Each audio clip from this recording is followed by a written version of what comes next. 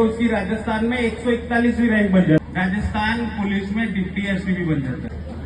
बहुत कुछ बातें यहाँ पे हो चुकी है और 99% लाने वाले को ज्यादा सिखाना, यहाँ से ज्यादा कुछ कहना संभव नहीं है। मेरा कहना उन बच्चों से है जो अभी काफी पीछे हैं। मैं एक छोटी सी कहानी बताऊंगा, उसके बाद में मेरा उद्बोधन समाप्त कर दूंगा। सिंपल सी एक कहानी है। एक छोटा सा बच्चा था, माँ बाप के पास इतने पैसे नहीं थे कि उसको प्राइवेट स्कूल में पढ़ाया जाए, इसलिए उसे ट्यूशन करवाए। तो वो बच्चा पढ़ रहा था, उसके फादर को ये था कि बेटा पढ़ ले, जब तक जहाँ तक पढ़। सरकारी स्कूल में ज्यादा खर्चा आता नहीं था, पढ़ा। 10th में 57% बनी, बड़ी खुशी की बात है। 10th में 57% बन गई। 12th में साइंस लिया तो 54% बन गई, 3% डाउन आ गया। उसके बाद 54 पे तो आगे किसी कॉलेज में एडमिशन ही नहीं होता है, नहीं हुआ एडमिशन। तो आर्ट्स में एडमिशन हो गया। आर्ट्स में 52% बन गई, 2% और डाउन आ गई ग्रेजुएशन कंप्लीट करते करते। 52% बनने के बाद में अब आगे ग्रेजुएशन के बाद में करे क्या? अब आगे तो 52% वाले को क्या मिलेगा? तो सब कुछ छोड़ छाड़ के सब्जी बेचना, कुल्फी बेचना फादर के साथ, ये सब स्टार्ट हो जाता है।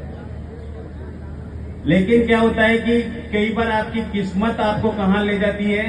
उस बच्चे के साथ यही हुआ कि 6-8 महीनों के बाद में उसको पता नहीं क्या जति की एक प्राइवेट स्कूल पढ़ाने के लिए ज्वाइन कर ली।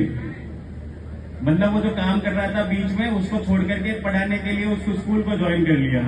उस स्कूल में उसको एक ऐसा टीचर मिला, उसका साथी, उसका मतलब अपन कह सकते हैं कि दोस्त के रूप में, जो कंपटीशन एग्जाम की तैयारी कर रहा था। इससे पहले उस बच्चे को नहीं पता कि ग्रेजुएशन के बाद में कंपटीशन कैसे दिया जाता है, कंपटीशन में क्या आता क्या नहीं आता, कुछ भी नहीं पता। लेकिन एक टीचर था जिसको ये पता था, उसकी दोनों की दोस्ती हो जाती है। वो उसको मोटिवेट करता है कि तुम भी पढ़ लो। तो उसने कहा कि मेरे से तो पढ़ाई कहाँ से होगी, मेरे तो 52%, 57%, 54%। तो उन्होंने कहा कोई बात नहीं, तुम हमारे साथ डिस्कशन में बैठ जाया करो, थोड़ा बहुत तो सीखोगे और थोड़ा हमें भी बता दिया था आपको कुछ आता हो तो। वहां से वो बैठना शुरू करता है। धीरे धीरे उस बच्चे का इंटरेस्ट पैदा होता है और इंटरेस्ट पैदा होते होते साल भर ऐसे निकल जाता है। और साल भर बाद में वो बच्चा पीटीईटी का एग्जाम देता है। पीटीईटी एक एग्जाम होता है बीएड करने के लिए, टीचर बनने के लिए। उस एग्जाम में वो साल भर जो डिस्कस कर रहा था, उसके बेस पे उसकी राजस्थान में 141वीं रैंक बन जाती है।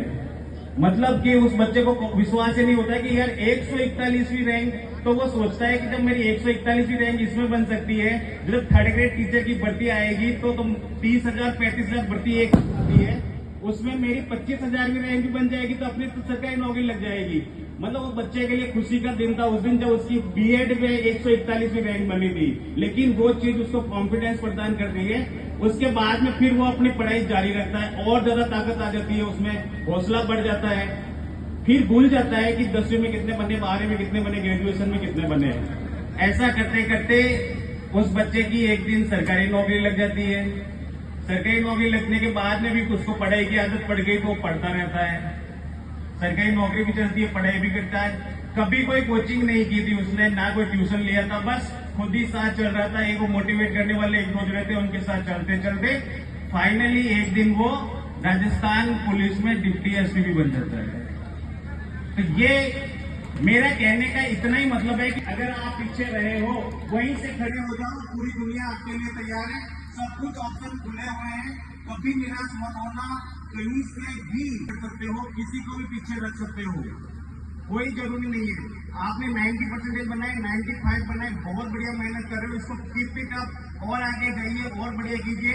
और अपने साथ में तो पीछे रहे हैं, उनको भी मोटिवेट कीजिए, उनको भी अपने साथ लाइए। और माता पिता के लिए स्पेशली अपने बच्चों पे विश्वास रखिए, वो आपको रिजल्ट देंगे, विश्वास रखोगे तो।